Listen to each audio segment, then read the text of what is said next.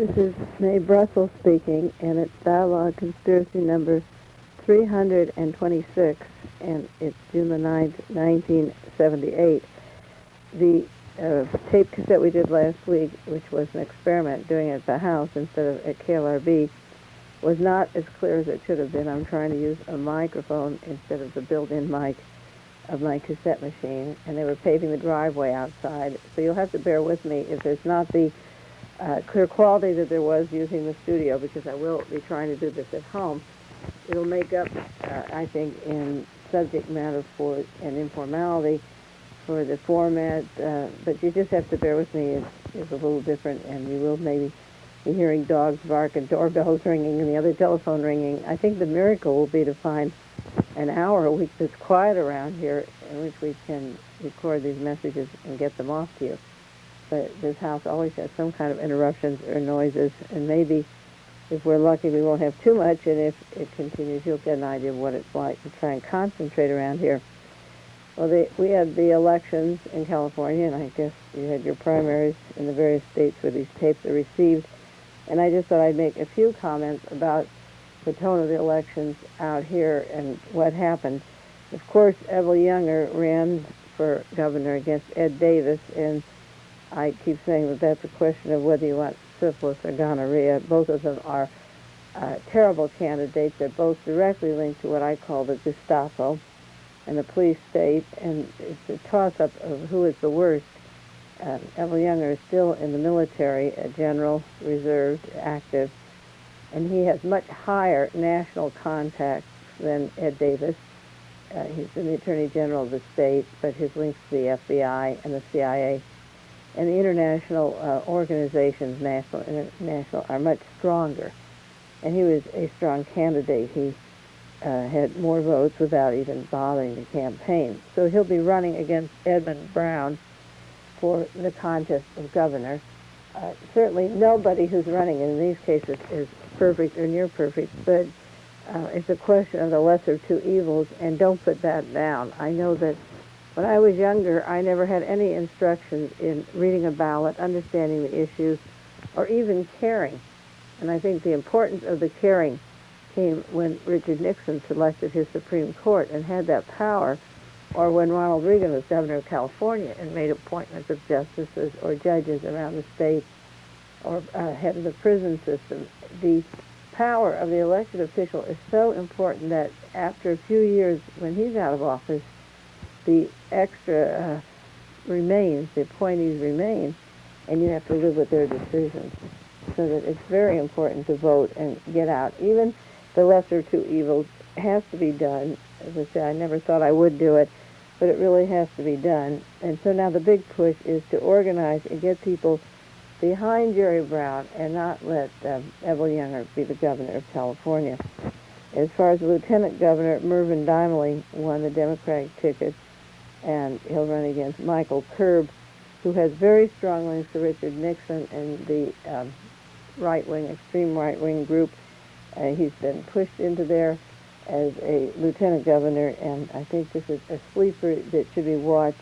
Mervyn Dymally has links of possible payoffs or corruption. He's not totally clean, and I think the rug should be pulled out from him at any time, and that may happen just prior to the elections when they come up.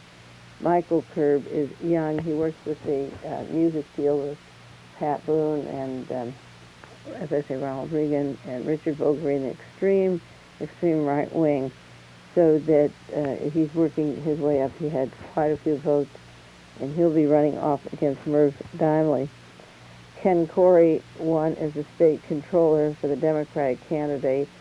He's a man who had been linked to Howard Hughes' payoff. He has certainly not fought to get the Howard Hughes will settled in California, and I believe that every person just about who's running here has a link to some of these major conspiracies that I've studied and the role of covering them up, and I'm absolutely convinced that that's the way they work themselves up into power. Ronald Reagan, of course, is pushing, he's put into power by Paul LaSalle, who was the candidate picked by the Howard Hughes organization, and Reagan's friendship with various people in this state is important, even though he wants to run for president in 1980. These lesser jobs such as the lieutenant governor or the state controller or the Republican ticket here. He's behind, naturally supporting these people, but there's a lot of money and a lot of power, and they could swing it very easily and elect in a far-right government in California. James Browning lost in the runoff as Attorney General. His claim to fame was to prosecute the Patty Hearst bank robbery and get her locked up in jail, and Browning lost, thank goodness, because he's another one of these conspiracy terrorist assassination groups of the CIA covering up the real story behind the SLA and just going after Patty, and he's out of at least the job of Attorney General. The Democrat people who ran for Attorney General, Yvonne Braithwaite Burt and Burt Pines, I believe I mentioned before on my broadcast, both of them are bad, but the least bad, I guess, is Yvonne Burt. She is sitting right now on the House Select Committee to investigate assassinations and defending Robert Blakey and the CIA mafia cover-up. She's worked with the Los Angeles Police Department. And then, of course, running against her was Burt Pines, who purposely and knowingly destroyed all the past police records when the Los Angeles Police Department could be sued for criminal activities and murders and false arrests and so forth. He very nicely protected Ed Davis, who's running for governor, and protected himself by making sure before the primaries came that all the files were destroyed so that the department would be in the process of being sued. And Wilson Riles won for superintendent of public instruction. He's the first black superintendent of public instruction in California. And there was a technicality of the Secretary of State, March Fong Yu, this year to try to keep his name off the ballot. It was going to be a write-in matter, and he certainly wouldn't have won. And there was some technicality where he'd filed all the papers but one, and assumes that that one went in along with the others, and they were going to keep his name off the ballot. But he did get on the ballot, and he won by a large majority. He had 29,000 votes in our area, and the most anyone else had was 7,000. So some people were defeated, such as Burt Pines and Mr. Browning, D.A. Browning, and I'm happy about that. And then in our local area, there's a very fine judge appointed by Jerry Brown, Richard Silver, and a gentleman wanted to run against him, Richard Schnall, and he lost. So these elections weren't a total waste. We had a very fair, decent, liberal judge who was appointed and took over the judgeship here in Monterey Peninsula. And when the election came, he won, not by a large margin, but he won. So we do have Richard Silver on the bench here, and Merv Donnelly is in as lieutenant governor, at least for the elections now. They've got to get elected. And James Browning is out. And Ed Davis, thank God, is at least out of this political light. And Wilson Riles is still with the school system. Well, this morning, I guess, not this morning, but this week, you read in your paper an interview probably. I have it here, William Colby. It was on Wednesday, June the 7th. Colby thinks Mexico is endangering the United States. William Colby, of course, was director of the Central Intelligence Agency. He took on that job after he came home from Phoenix program in Southeast Asia, where he cleared out the hamlets and was responsible for torture and murder and genocide over in Southeast Asia. Now Mr. Colby has made a statement traveling and promoting his book. He was on KGO radio. And he said the greatest danger of violence and difficulty in the world is between the haves and the have-nots. It's them against us. One of the most serious problems we have to face is population growth in Mexico. He predicted Mexicans will double from 60 million to 120 million at the end of the century, so that what we have to do is figure out what's going to happen to that extra 60-odd million Mexicans. And there's a question mark. What is going to happen? Now, it used to be that we were fighting the communists, the rightist movement, the monarchies, and the corporations put Adolf Hitler into power because they were going to go after the communists. And then we began to trade and deal with the communists, and that wasn't so bad. And if we divide up the world among us, we won't have to educate or house or have health care for the many millions of citizens who never had a fair share. So now the CIA is very upfront about what we're doing. This is actually what we were doing in Southeast Asia. If we wanted to deal in their oil or take their narcotics, we went over there and did it, and said we were saving the Orient from communism. But Mr. Colby is very upfront, as I mentioned last week, about Zaire. We're very upfront about why we're in there. So the corporations have these various investments, and the investments have to be protected. So today he says we have to face it. It's them against us. Well, that's what the Tsar said, and that's what Marie Antoinette said, and that's what people who have wealth say. It's me versus you. I'm not going to give up what I have. And what are we going to do about you? And the remarks of Colby came back to me. I remember on Dialogue Conspiracy, a year or so ago, or no, maybe a year and a half, I read part of George Ball's book called Diplomacy for a Crowded World. And this is what George Ball said. This was in 1976.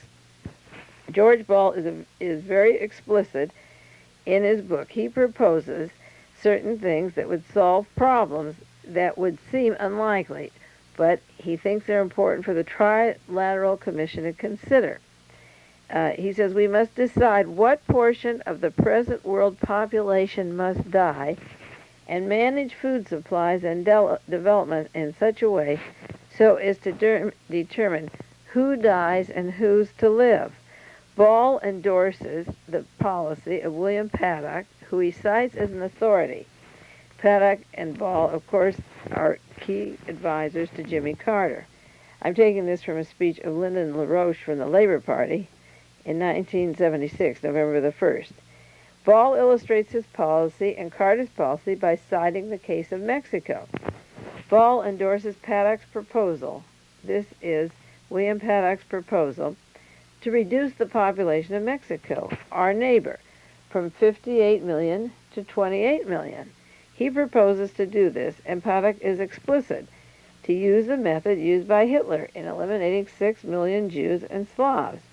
Have a forced labor-intensive slave labor system and allow useless eaters to die. In January the 6th, William Paddock, who wrote the book Famine, 1975, said, "We are going to clamp the borders of the United States and Mexico down. Then watch them scream. There is nothing that really can happen with them. Mexico cannot support its present population on a stable basis. The population will have to be cut to 30 million people." Now that was said in 1975, and just this week, William Colby is saying, we have to do something about Mexico. It's endangering the United States. In quotes, it's a serious problem between the haves and the have-nots. It's them against us. It's this kind of genocidal policy which really makes me puke and get very depressed, and I have been depressed lately because I don't see any way out unless people wake up to these things, and really nobody seems to care. Everybody turns their eyes the other way, and they don't want to hear these unpleasant facts that these people are sized up in numbers, like they'll procreate to 60 million. We have to get rid of 30 million.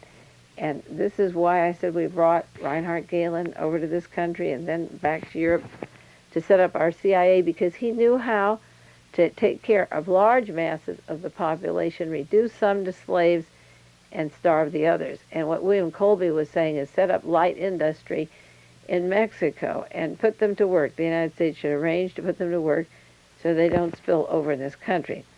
Now, Mr. Colby didn't say on KGO when he was on the radio this week that Mexico has some very rich oil, almost as much as Alaska, and that they could drill it and that they could house and feed these people and give them some birth control plan and educate them. They have no intention of doing with them any more than they did the Indians in the Amazon, where they cleared out Brazil.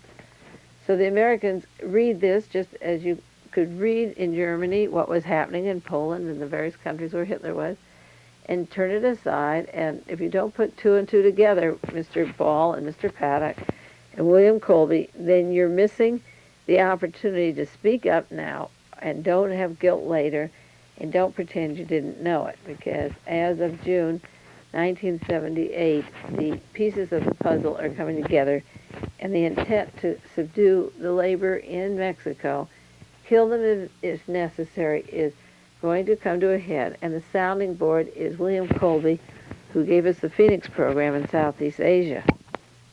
The Los Angeles Times had a large article this last Thursday, June the 1st, titled Assassination Probe, No Big Revelations. Extensive 5 million inquiry uncovers little not previously known. And of course, that was inevitable. It makes me want to climb the walls. I'm so furious that the committee in Washington was allowed to spend several $1 million. They'll close in December, that they've used agents of the CIA, known authors that cooperate with the no conspiracy theory, have not used the work of any of the researchers, and many of us have worked 10 and 15 years just laboriously accumulating evidence, documentation, memos of the Warren Commission, and we couldn't get to that committee in any sense, and we could not get across any of the evidence that we have accumulated and searched and found in all these years. The biggest fear that Harold Weisberg had, who wrote Frame Up about the Martin Luther King assassination and 4 books on the John Kennedy assassination, Whitewash 1, 2, 3, and 4, his fear was that they would take Mark Lane's book and research, which he did with Dick Gregory, on the Martin Luther King assassination, and find that work to be in error or not important, and therefore put down all the critics. And of course, that's exactly what happened, and this is what the Assassination Committee back in Washington, D.C. is doing. Now, the author of the large article was on the front page of the Los Angeles Times, and I've given you the references here, and also 3/4 of the page 21 on June the 1st, 1978. The author of that article, putting down the researchers, making fun of them, talking about kooks again, people in for a buck, no evidence of a conspiracy. That author's name is Jerry Cohn, and you see on your enclosure here the name Jerry Cohn and Nicholas Chris. They wrote this article. And then if you go to the library, or if you have, lucky enough to have the 26 volumes of the Warren Commission hearings before the President's Commission on the Assassination of John Kennedy, in volume 16, page 67, exhibit 18, there's a diary of Lee Harvey Oswald's. It's a memo, not the famous diary he wrote in Russia, but it's that memo that he had, the book with address numbers, among them the name of Carlos Brenguier, who worked and still does with the Central Intelligence Agency and the FBI. But Lee Harvey Oswald has the name of Jerry Cohn, and he has a question mark about the spelling. He wrote it C-O-W-A-N, but the name is C-O-H-E-N, but even Oswald isn't sure of the spelling and has a question mark. But when he lived in New Orleans in 1963, Lee Harvey Oswald had the name of Mr. Cohn, and it has been confirmed by another researcher that this is the same Cohn that wrote this article, that the Jerry Cohn that Lee Harvey Oswald knew or had the address of, and he makes a note in his diary, New Orleans city editor, was the same one who years later is writing the put-down of the assassination conspiracy angle.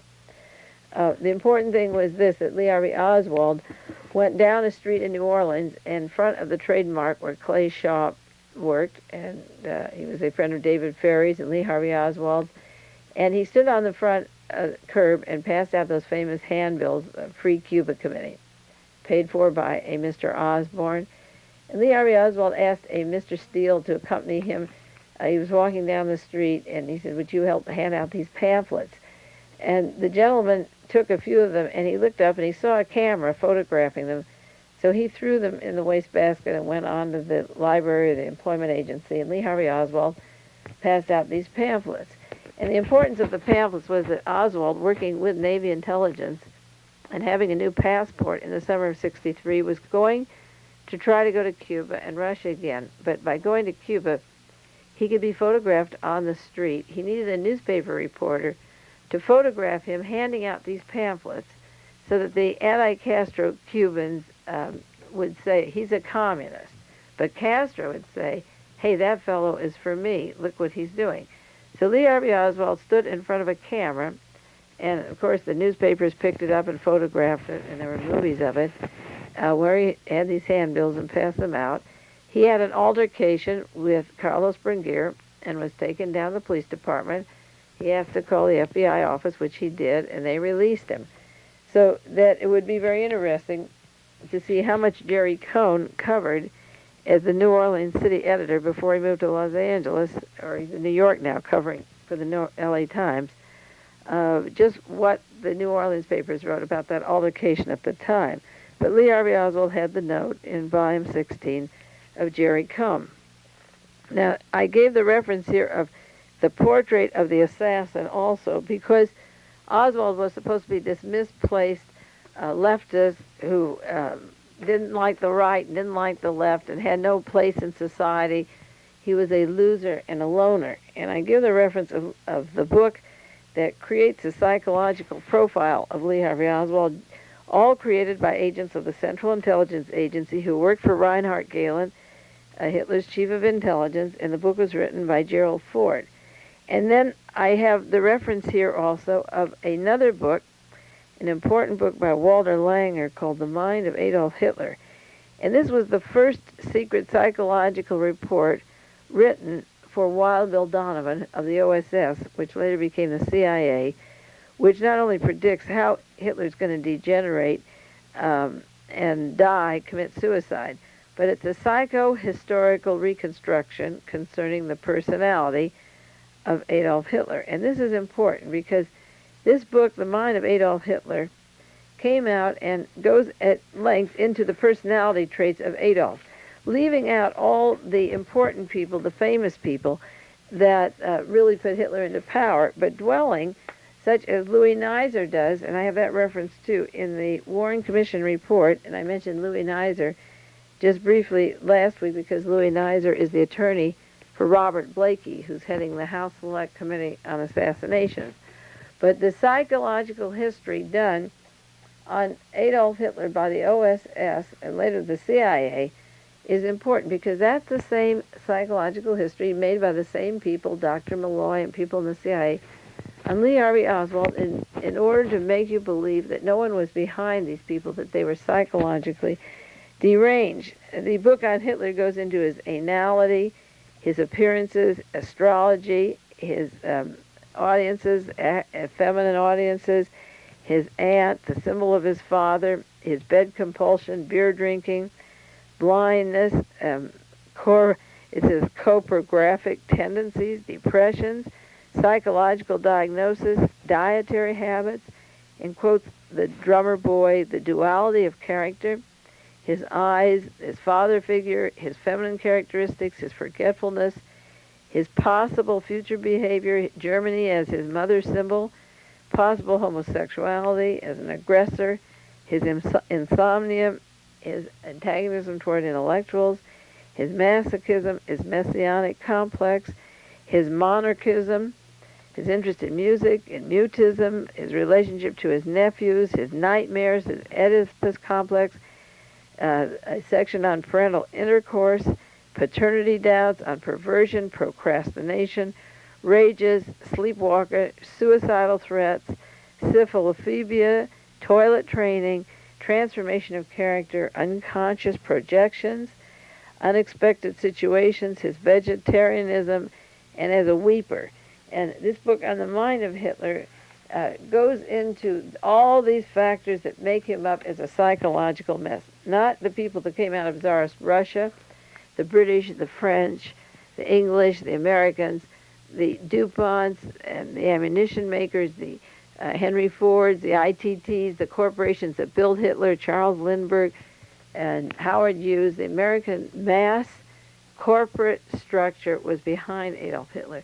But in order to let them fade away and have lack of responsibility, OSS created a book on the mind of Adolf Hitler, and they advertise it as this psycho-historical reconstruction.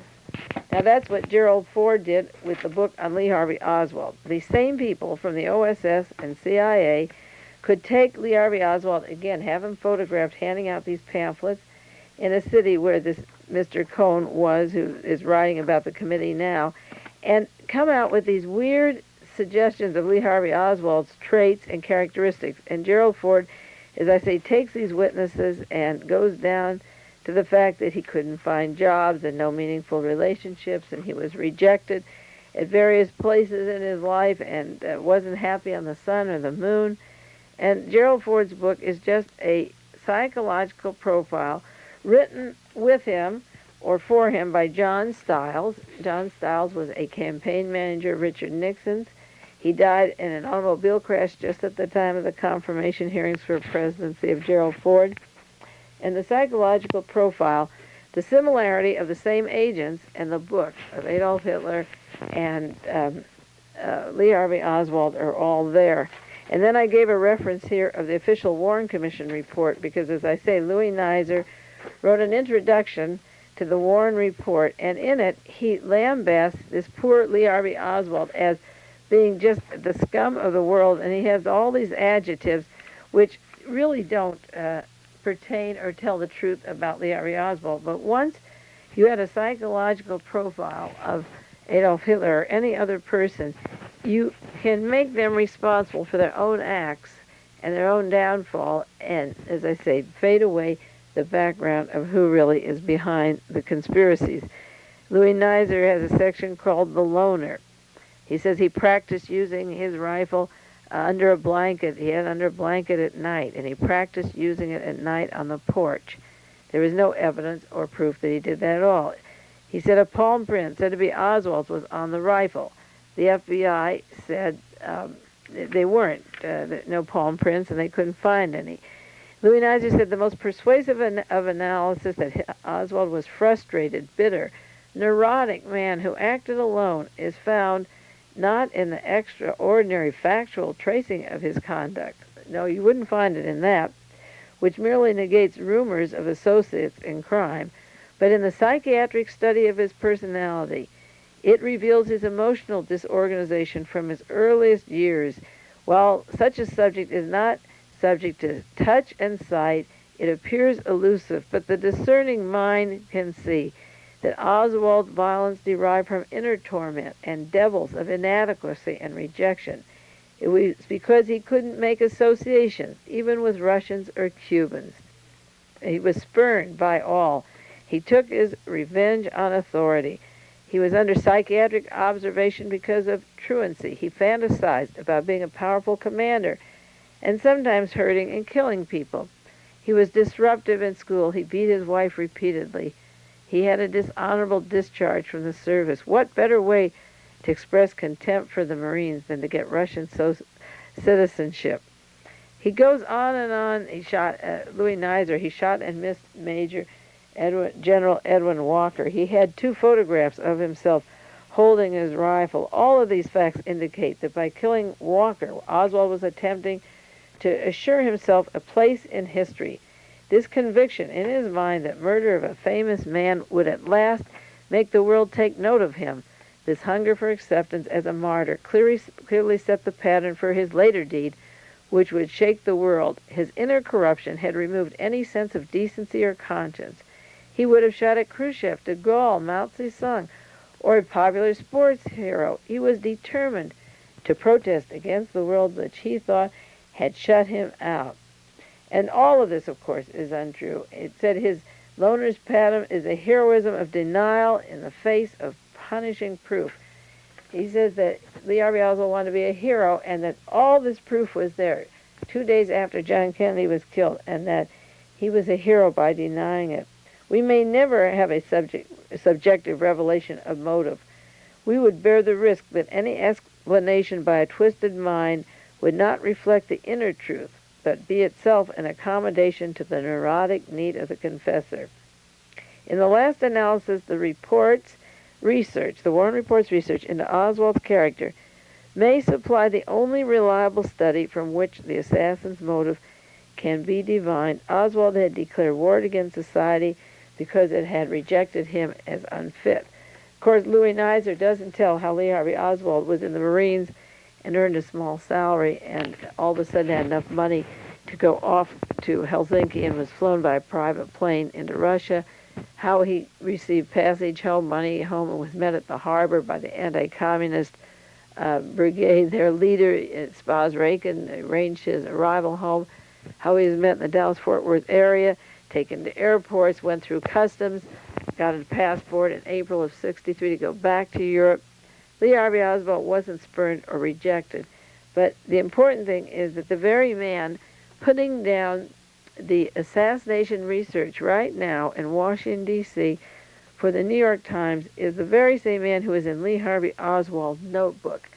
And he has perpetuated, I'll do a little more on the other side of this tape, of the article in the Los Angeles Times, in case you didn't get it, how he perpetuates these same cover-up lies. The way he defends the Warren Commission report or the investigation now is what researchers have had to live with over and over for 15 years and 10 years since Martin Luther King was killed.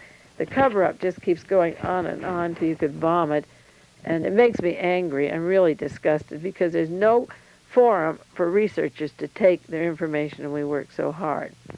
I'll discuss a little more about the article on the other side with you, and so bear with me, and we'll turn this tape over right now.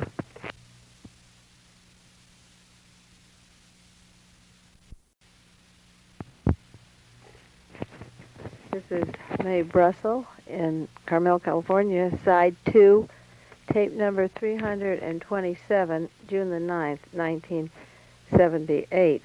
I'm going to continue on this side with a little bit more about this terrible cover story regarding the Assassination Committee in Washington, D.C., because, as I said before on the other side, it's just so typical of what we researchers have had to live with through the years. It's just one series of cover-ups after the other, and this Jeff Cohn, Jerry Cohn, as I say, was the same party whose name was in Lee Harvey Oswald's address book in 1963 when both of them were living in New Orleans.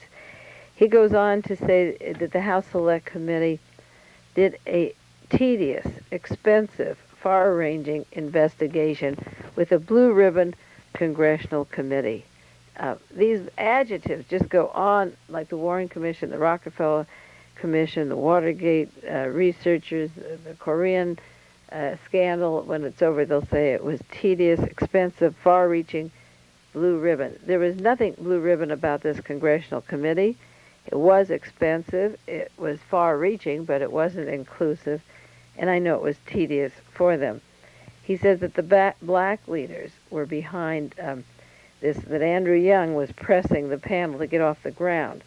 Andrew Young is a member of Jimmy Carter's Trilateral Commission. Andrew Young was in Memphis, Tennessee when Martin Luther King was killed. He was there with him, just as Jacqueline Kennedy was with John Kennedy in Dallas, Texas. But I believe that these people have been very instrumental in covering up. If they didn't know in advance of the murder, and there's no reason to believe that they couldn't know in advance, they were instrumental always in the years of covering it up.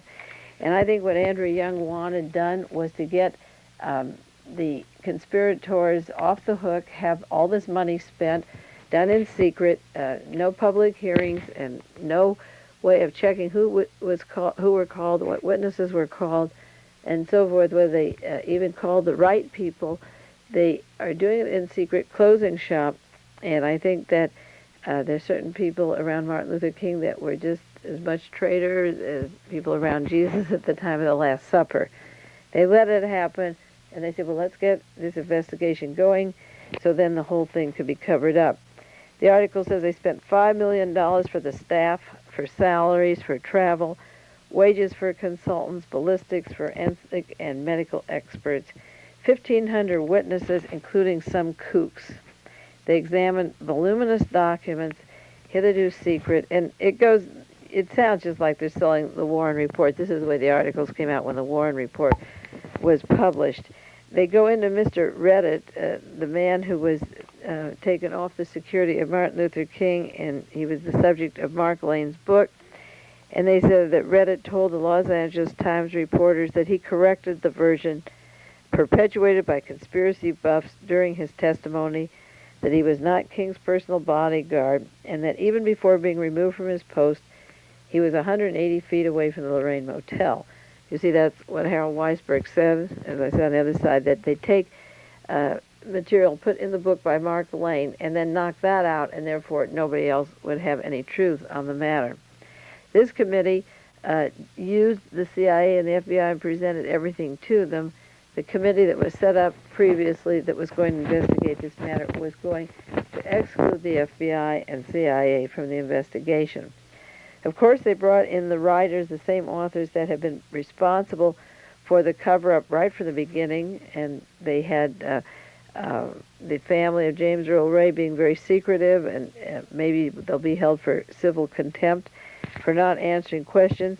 One of the researchers they used was Mr. McMillan, that's Priscilla Johnson's brother. She was instrumental. George McMillan worked, he says, 5 or 6 years on a book on James Earl Ray that James Earl Ray wanted to sue him about, they said was a piece of junk. And his sister worked with Marina Oswald, the Marina and Lee story, and that again was a CIA family writing a piece of junk.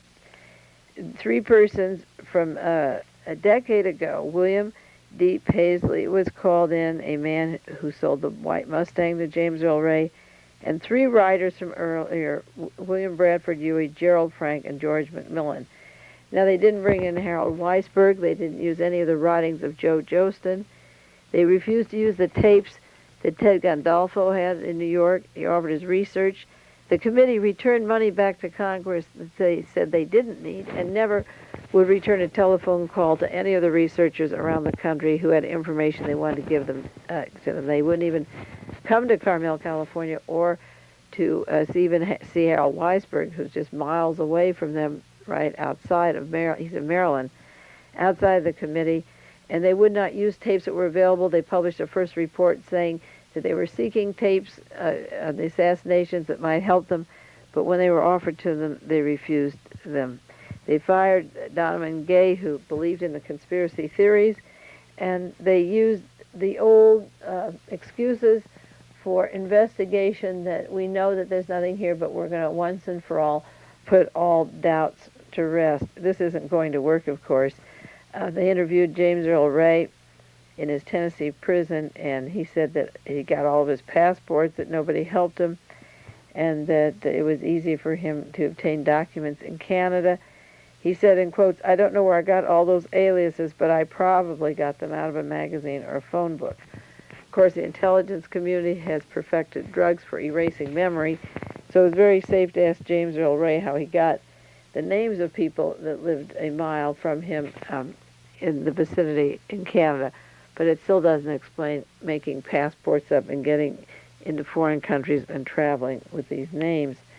The budget was tremendous for their traveling expenses. I can't believe it. If they took this $5.5 million and put it into computers and telephone Watts lines between researchers around the United States, we would have come up with a totally different story.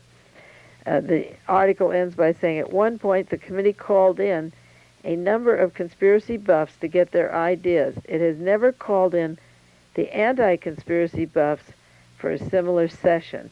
Now, that is a lie, because William Bradford Huey and George McMillan and Gerald Frank have written books that are anti-conspiracy. They've made a large amount of money off of this, and millions has been spent, and now we're told that they didn't bring in the anti-conspiracy buffs when the entire committee was anti-conspiracy, and the only people who were allowed to stay on it were the anti-conspiracy people. A family that I know up in San Anselmo, California, made a copy of a letter. Rather, they sent me the original. They kept the copy, I guess, from the United States Senate to Alan Cranston about complaining about the House Committee on Assassinations and the bad job that they were doing. And Senator Cranston wrote back and said that he's very pleased with the situation. This is in quotes, "The Select Committee appears to be functioning effectively with its lower budget. It's proceeding with a thorough and intensive inquiry into the still unanswered questions surrounding the assassinations. I'm convinced the American people have a right to know the full story about the ongoing House probe, and they will clarify the doubts about alleged FBI and CIA involvement in this matter, and I support its effort to bring these facts to light. Now, nothing was clarified about the role of the FBI or the CIA in Watergate, and it certainly hasn't been done with the House Select Committee because Mr. Blakey is very much part of the intelligence community and works with them. I have enclosed here a list of the members of the House Select Committee. I hope that those of you that take the tapes now will write any of these members. I guess it's too much to ask you to write to all of them.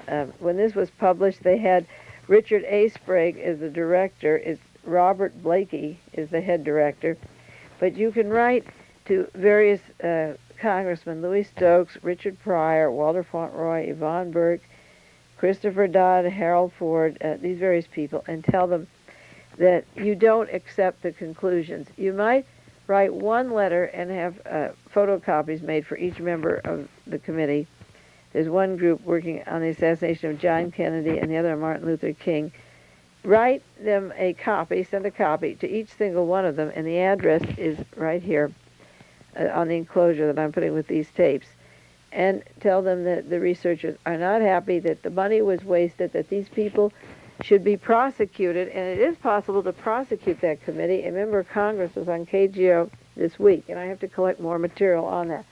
But if they did not accept the information from researchers such as myself or Ted Gandolfo or various assassination researchers around the country, and we offered it to them, if they refused to take it and worked on a need-to-know basis, they can be prosecuted for covering up, and that's certainly what they should do. I think they should be prosecuted, as Richard Nixon was prosecuted at the time of Watergate, for covering up a crime. And I know that I have tape-recorded conversation with Mr. Blakey when he first was on the committee, and also with the staff before, and they had no intention of using any of the research that I'd accumulated in 15 years.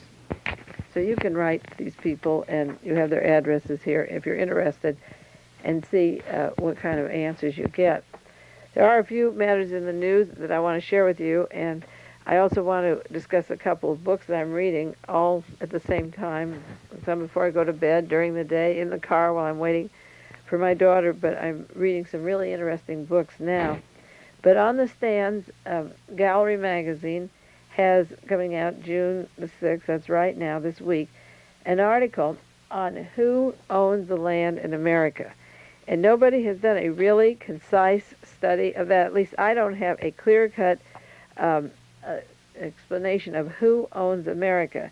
And this is done by William Hoffman, a journalist. They sent me a press release, and it goes on to say that the largest landholder in the U.S. is the federal government. But the land belongs also to the American people. 9.5 states worth of acreage, or close to 42 million acres, are owned by 20 private corporations who acquire this land through fraud, force, and deceit. Big landholders are in collusion with the government and are shortchanging the American people. It goes into examples of the Southern Pacific Railroad Company given hundreds of thousands of dollars of federal government land in the mid-19th century, and they were supposed to sell it, and they keep this land at huge profits. It's a great article, and when it goes into how they pollute these large corporations and how they are caught in court and get out of criminal matters and payoffs, and he has a rundown of how the big landlords work and what they get away with and who owns the United States. He's got a map of the United States, and he's got a breakdown of the 20 largest private corporate landholders, beginning with International Paper Company, the Weyerhaeuser Company, Southern Pacific Company, Burlington Northern Incorporated, and so forth, ITT, Time Magazine, the Continental Group. You can read Gallery this month. It just came out. Who Owns America? And it is just fascinating, and it's got facts and figures, and it has a few paragraphs on each of the 20 companies and the 10 largest banks in the United States, and what they're doing with their acreage and their profits, and how they're abusing the land in terms of the ecological use of it and how they get away with it.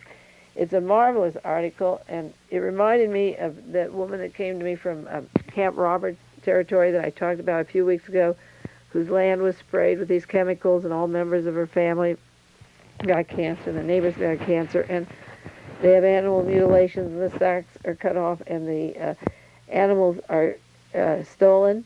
And she borders right along Fort Roberts, Camp Roberts, down here at San Luis Obispo, and she's told that it was the mafia doing this to her. But the point is that they want her property because she thinks there's oil underneath it. There's supposed to be oil under it.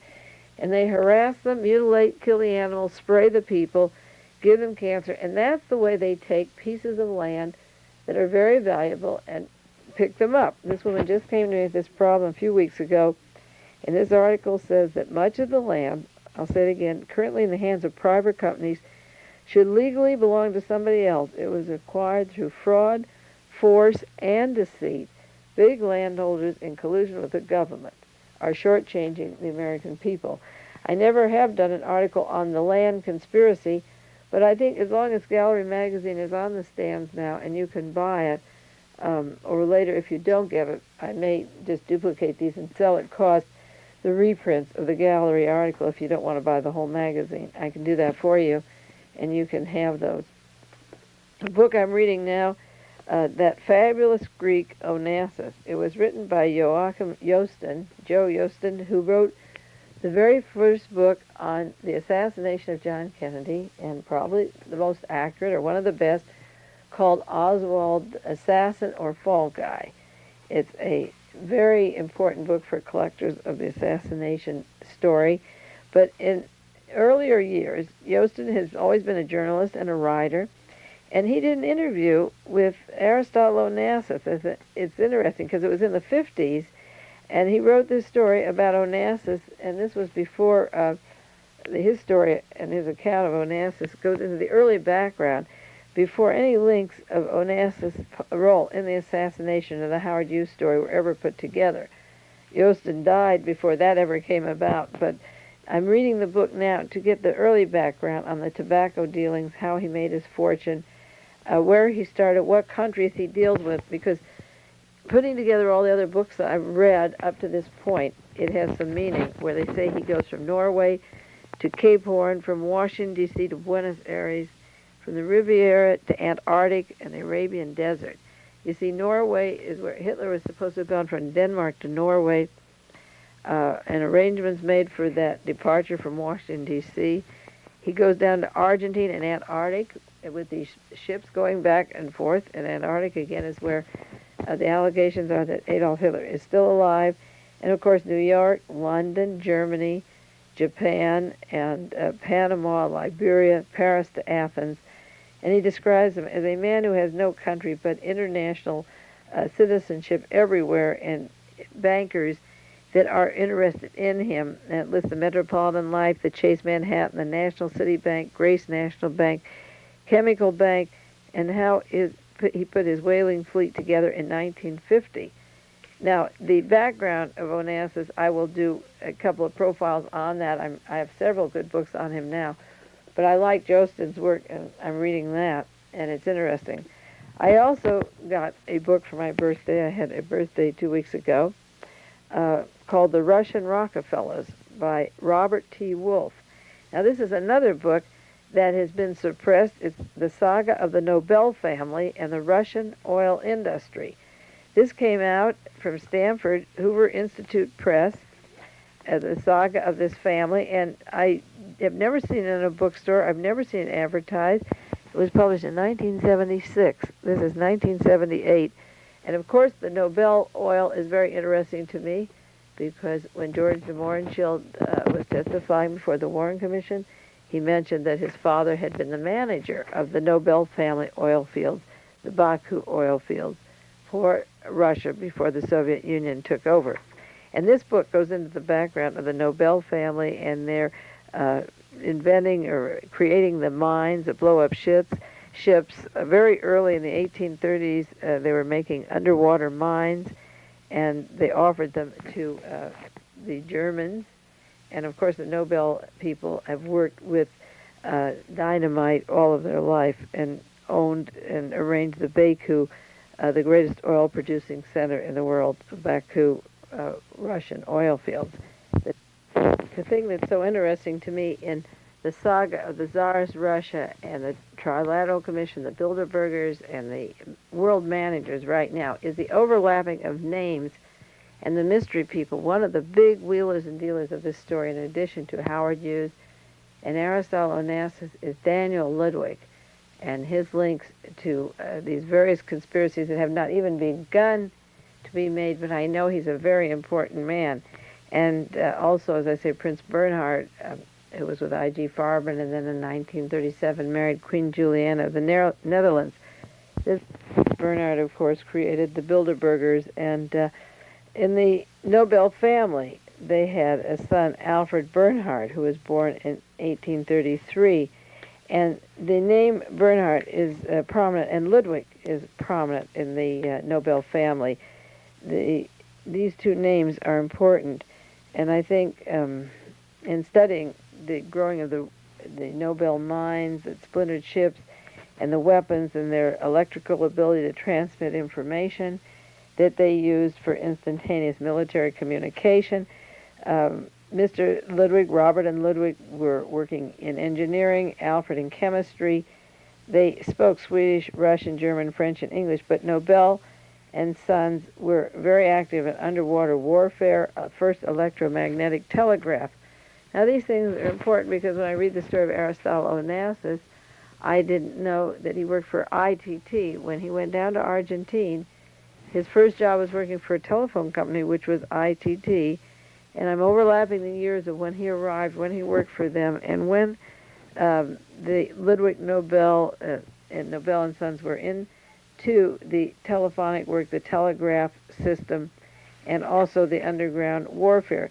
The names overlap and are probably just a coincidence, like Robert and Mary in this country, but they may not be, and there may be something in these names that we're not sure of yet, because Mr.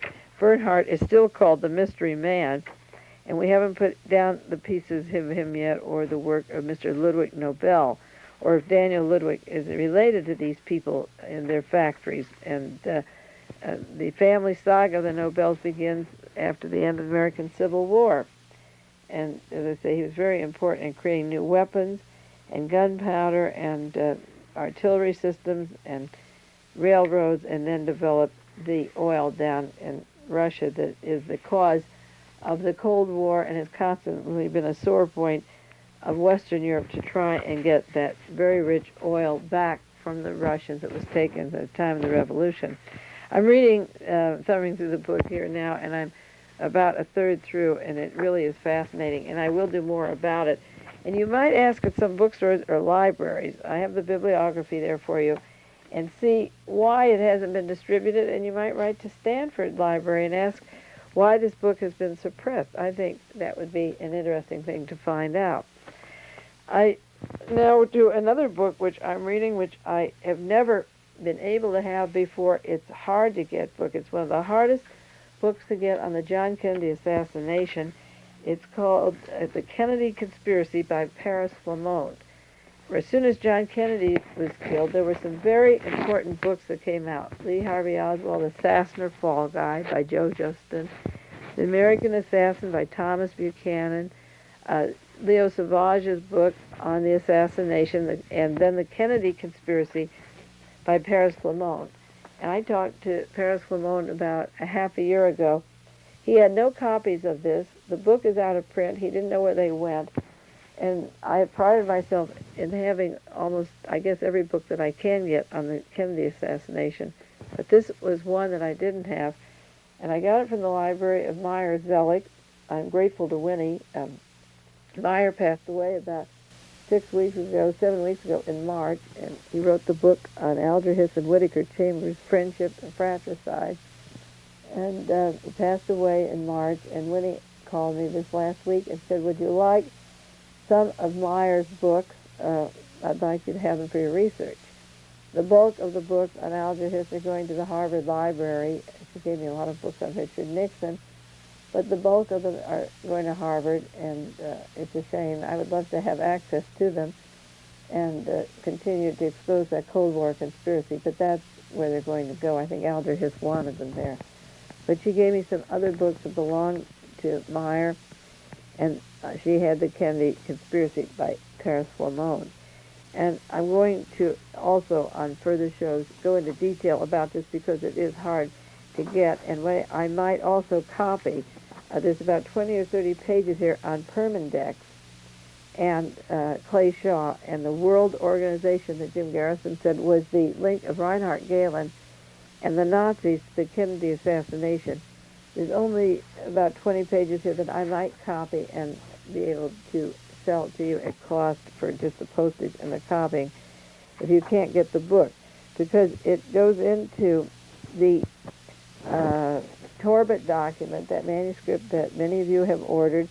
It goes into the material that's in the Torbit document, and it gives the sources from the Italian and Canadian newspapers that a lot of this came from. Just a few pages here, and you can see why this book has been suppressed. As soon as those 4 books got out by Jostin, Flammonde, Savage, and Buchanan, then Mark Lane came out with his book, Rush to Judgment, and Sylvia Marr, Accessories After the Fact.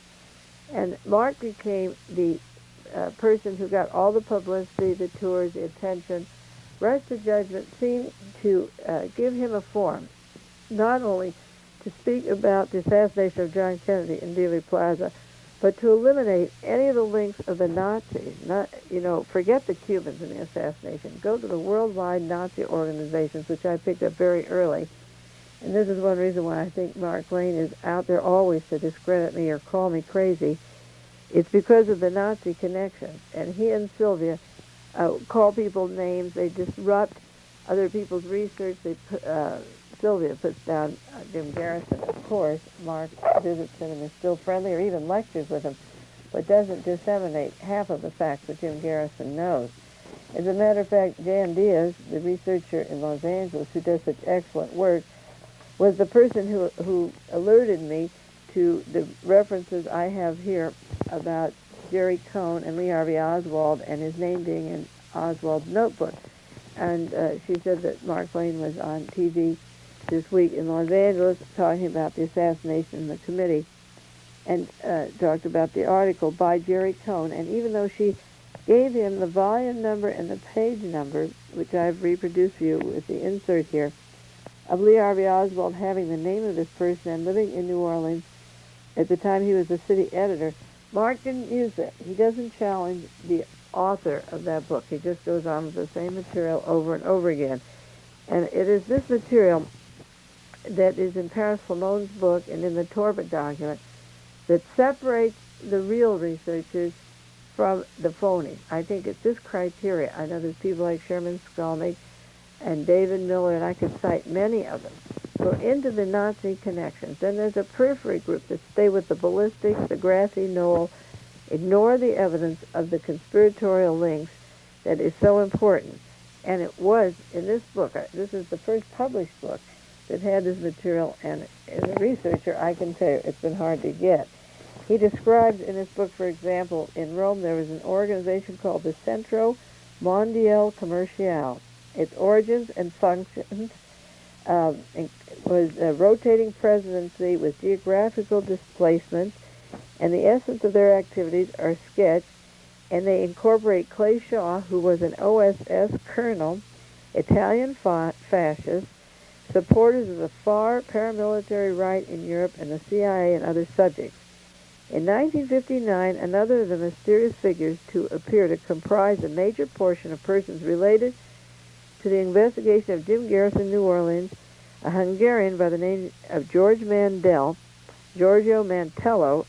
is another name, belonged to a society called Societe Italo-Americano that was supposed to be an industry and commerce group, but was described in Paese Sera, which was an Italian newspaper, as Italo-American Hotel Corporation. I imagine this is like the Paradise Island of Intertel and Howard Hughes Organization and the CIA.